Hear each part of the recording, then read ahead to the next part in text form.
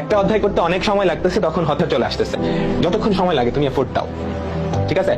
পড়াশোনার পেছনে তুমি যতক্ষণ সময় দিতে পারো, সময় বেশি লাগুক, অসুবিধা নাই তো। পড়াশোনার বাইরের অন্যান্য জিনিসপত্রগুলো কাট করে দাও।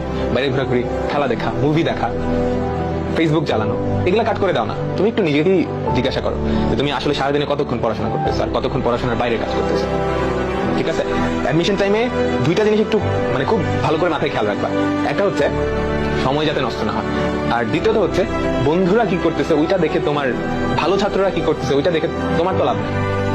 ওর আগে থেকেই সবকিছু পড়া আছে, ও এখন অ্যাডভান্স জিনিসপত্র করতেছে, আইআইটি সলভ করতেছে, এই জন্য কি তুমিও গাধার মতো গিয়ে সলভ করবা? না, তোমার অবস্থা কতটুকু এটা তুমি নিজে জানো, বুঝছো?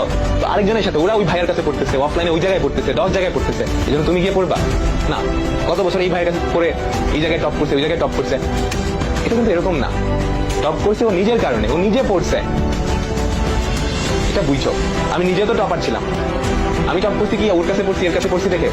আমি নিজে পড়ছি, এই জন্য নিজের পড়াটা সবচেয়ে গুরুত্বপূর্ণ, ঠিক আছে?